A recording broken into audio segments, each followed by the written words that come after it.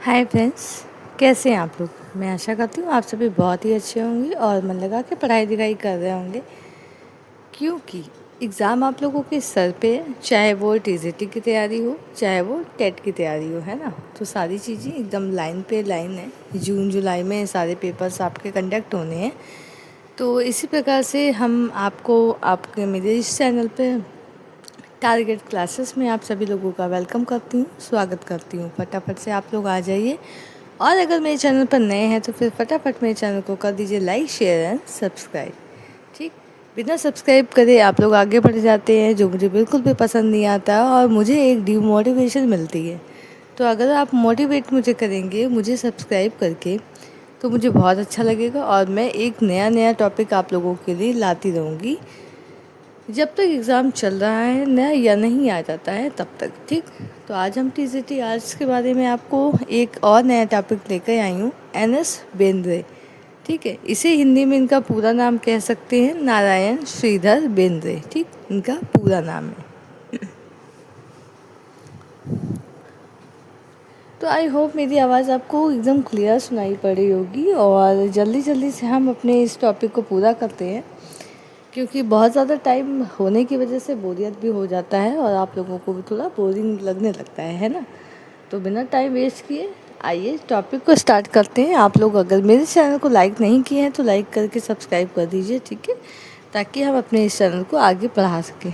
ठीक, तो N S Bendre के बारे में हम लोग जानते हैं कि एन एस बेंद्रे क्या है। इनका भी कला के क्षेत्र में बहुत ही बड़ा योगदान रहा है। ठीक है, मैं जो भी टॉपिक आपको बता रही हूँ उस टॉपिक से क्या क्या क्वेश्चंस मेन आते हैं मैं उस पर ही फोकस करूँगी। बाकी जो अदर कचड़े हैं उसको उसके पीछे मैं नहीं पढ़ने वाली हूँ। क्यों, आपका जो इस नारायण श्रीधर बेंद्रे में पूछा जाता है या पूछा जा सकता है वो हम आपको बताएंगे, नहीं तो बाकी सारी चीज़ें हम आपको स्किप करते चलेंगे, नहीं बताएंगे। ठीक है, क्योंकि कचरा इकट्ठा करने से कोई मतलब नहीं है, और टाइम इतना है नहीं कि हम इसे बहुत डीप पे पढ़ें, है ना। तो एक शॉर्ट नॉलेज लेने के लिए और बार बार रिवाइज आप कर सकें, इसके लिए बहुत ज़रूरी है कि टॉपिक आपका छोटा हो, जल्दी से जल्दी आपको लर्न हो जाए, है ना, जिससे आपको किसी भी तरीके की दिक्कत ना हो। तो आइए जानते हैं एन.एस. बेंद्रे के बारे में, इनका कला के क्षेत्र में क्या क्या योगदान रहा है। ठीक, तो पहले तो हम इनका जन्म जान लेते हैं कि इनका जन्म हुआ कब था।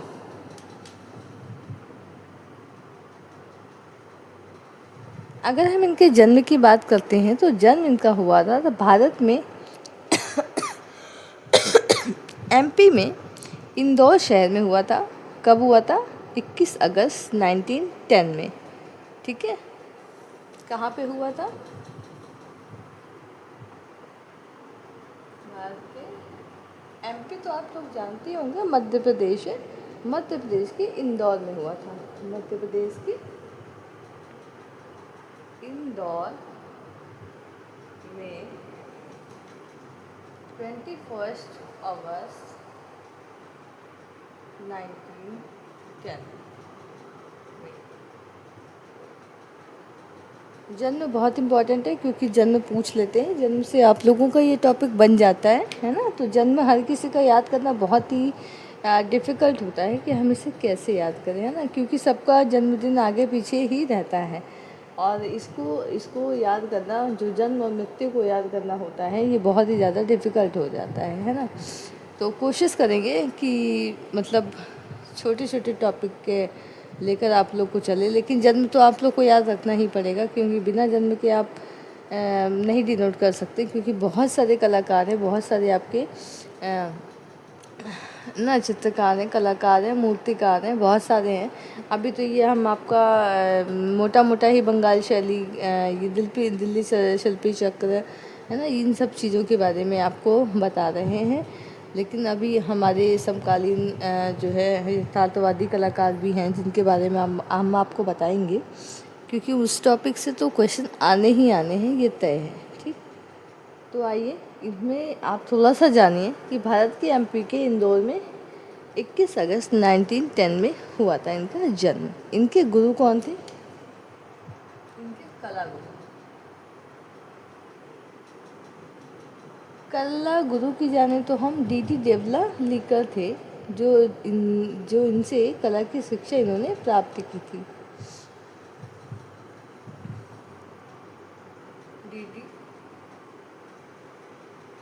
देवला इनके कला गुरु थे। आप मेन याद रखिए डीडी जेवला लेकर, ठीक है। और इनके जो दृश्य चित्रण इन्होंने बनाया था, जैसे कि हर की पौड़ी, चित्रण में अगर इनका कहें तो हर की पौड़ी,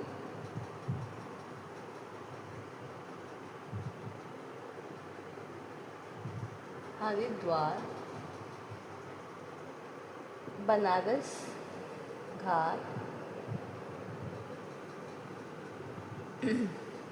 ठीक है, बनारस घाट है, ओमकारेश्वर है,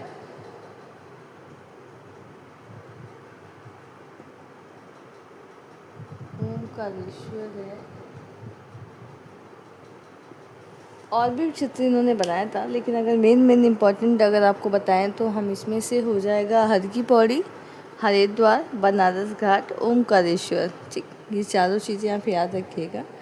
1945 में इन्हें शांति निकेतन की यात्रा के दौरान इन्हें टेम्परा शैली में, इनका जो नाम था, उन्होंने टेम्परा शैली में भी काम किया, लेकिन ये बहुत ज़्यादा इम्पॉर्टेंट नहीं है। साथ साथ में 1940 में एकल आकृति यानी इलिस्ट्रेट वीकली ऑफ इंडिया की मुख्य पृष्ठ पर इनकी जो कवर था, मतलब मेन पृष्ठ पर, मेन कवर पर इनका क्या था, इलिस्ट्रेटेड वीकली ऑफ इंडिया के मुख्य पृष्ठ पर ये रही थी, ठीक है। इनकी जो अगर हम बोले तो इलिस्ट्रेटेड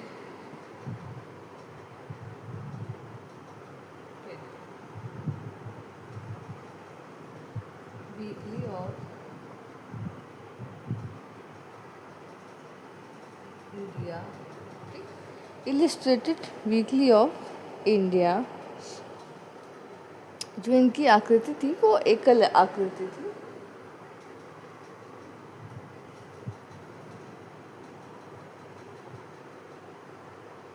जो इन्होंने 1940 में की थी, ठीक है। ये हमें मोटा मोटा याद करना है कि इलिस्ट्रेटेड वीकली ऑफ इंडिया जो है ये किसकी थी।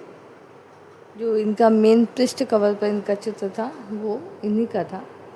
साथ साथ में 1941 में बॉम्बे आर्ट सोसाइटी का जो स्वर्ण पदक था उसे पाया था। 1941 में क्या हुआ था, बॉम्बे आर्ट का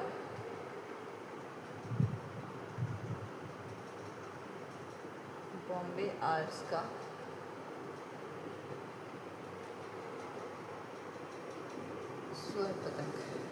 स्वर्ण पदक किसने पाया था, तो इन्होंने पाया था। दिख रहा है आपको, हाँ दिख रहा है। आज आपको बोर्ड अच्छे से दिख रहा होगा कि वैसे क्या क्या लिखा है। देखो, जन्म में मैंने लिखा है भारत के एमपी के इंदौर में 21 अगस्त 1910 में इनका जन्म हुआ था। इनके कला गुरु कौन थे, डीडी देवला लिखा थे। और इन्होंने जो चित्रण किया था, जैसे हर की पौड़ी, हरिद्वार, बनारस घाट और ओमकारेश्वर आदि किया था, ठीक है। साथ साथ में इनकी जो मेन पृष्ठ पे इनका कवर था वो इलस्ट्रेटेड वीकली ऑफ इंडिया था, जो इन्हें 1940 में मतलब किया गया था फ्रंट कवर पे। एज वेल एज आप जान सकते हैं 1941 में बॉम्बे आर्ट्स का जो स्वर्ण पदक था इन्हें प्राप्त हुआ था, ठीक है। इतना मैंने आपको लिखाया है, इसके बारे में और भी मैं बताती हूँ।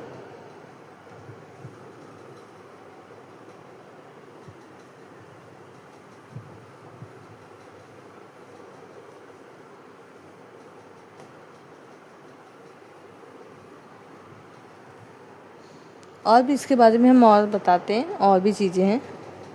इन्होंने गोंगा, मातिस और फ्रेंच कलाकार सेंजा से क्या थे, इनका गहरा प्रभाव पड़ा था। साथ साथ में तैल, पेस्टल और जल रंग माध्यम से कार्य किया था। तो इनका कार्य देख लो किस किस पद्धति में इन्होंने कार्य किया था। तो तैल चित्रण, तैल, जल रंग,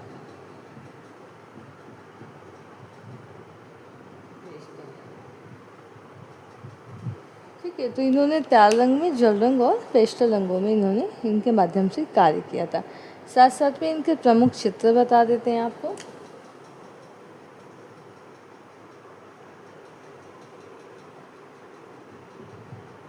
इनके जो प्रमुख चित्र हैं वो क्या क्या हैं? कंधे पर बच्चा,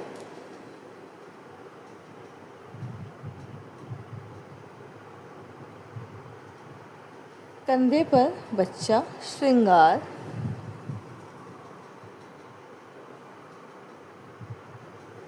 श्रृंगार, लकड़ी का गट्ठर,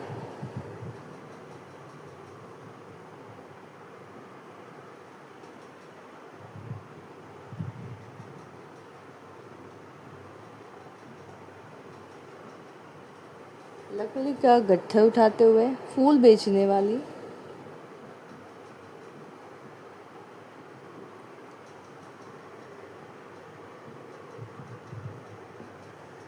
फूल बेचने वाली के साथ साथ में लकड़ी काटने वाली,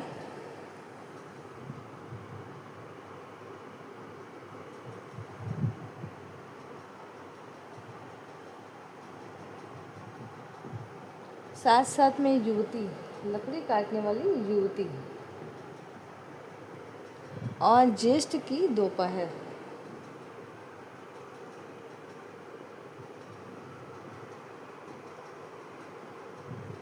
ठीक है, तो इनके जो प्रमुख चित्र हैं ये सब हैं। एक दो और है वो आप लिख लो, जैसे कि आपको गाय और बछड़ा, इम्पॉर्टेंट चित्र है गाय और बछड़ा। ठीक, साथ साथ में तोता और चमेलियन, इसको इतना इम्पोर्टेंट नहीं माना गया है। अगर हम आपको इनके चित्रों की बात करें तो इन्होंने लाल रंग, जल रंग और पेस्टल रंगों में चित्रण किया था। ठीक है, साथ साथ में प्रमुख चित्र इनके थे कंधे पर बच्चा, श्रृंगार, लकड़ी का गट्ठर उठाते हुए, और आपका है नेक्स्ट फूल बेचने वाली, लकड़ी काटने वाली युवती, ज्येष्ठ की दोपहर, गाय और बछड़ा। एज वेल एज आपने इतना कर लिया होगा। और जो इनके बारे में अगर हम कहें तो इतना जितना हमने पढ़ाया है आपको एन.एस. बेंद्रे के बारे में, वो बहुत ही ज़्यादा इम्पॉर्टेंट है, और जितना पढ़ाया है उतना सफिशिएंट है लर्न करने के लिए, आपको ध्यान में रखने के लिए। देखिए मेन क्या होता है ना कि बीच बीच में इन्होंने से आपका जन्म पूछ लिया जाता है, साथ साथ में चित्र पूछ लिया जाता है कि इन्होंने प्रमुख चित्र कौन कौन से बनाए हैं, इनका माध्यम क्या था, मतलब किस किस माध्यम में ये चित्रण करते थे। जैसे जल रंग में है, पेस्टल रंगों में है, लाल रंग में है ना। तो ये सारी चीज़ें पूछ ली जाती हैं, और पूछ लिया जाता है इन्हें स्वर्ण पदक कब मिला था। 1941 में बॉम्बे आर्ट में की सोसाइटी में इन्हें स्वर्ण पदक मिला हुआ था। तो ये सारी चीज़ें आपको ध्यान में रखनी है। प्रमुख चित्र में आपको मेन ध्यान रखना है। मेन क्या ध्यान रखना है, बहुत ज़्यादा इसमें चित्र हैं नहीं, तो इनके जो चित्र हैं वो हमने आपको बता दिए हैं, ये इम्पॉर्टेंट है। आप अगर इतना ध्यान रख कर जाते हैं तो आपको एन.एस. बेंद्रे से एक भी क्वेश्चन बाहर नहीं आएगा। ठीक है, तो आज के लिए इसे देखिएगा एन.एस. बेंद्रे, और आपको अगर ऐसी और वीडियो चाहिए तो उसके लिए मुझे सब्सक्राइब जरूर करिएगा, ताकि मैं और भी वीडियो बनाऊं आप लोगों के लिए। ठीक है, जो मुझे बहुत अच्छा लगेगा। तो thank you so much for watching. Like, share and subscribe जरूर करें। Thank you.